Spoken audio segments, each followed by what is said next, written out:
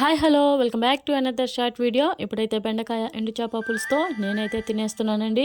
So full length video చేశాను బెండకాయ ఎండు చేప పులుసు ఎలా చేసుకోవాలో. సో మీరు కూడా ట్రై చేసేయండి, ట్రై చేసి కమెంట్ అయితే చేసేయండి గైస్. సో ఈ వీడియో కనుక మీకు నచ్చినట్లయితే లైక్ చేయండి, షేర్ చేయండి అండ్ సబ్స్క్రైబ్ చేయడం మాత్రం మర్చిపోకండి. So thank you guys, thank you for watching this video.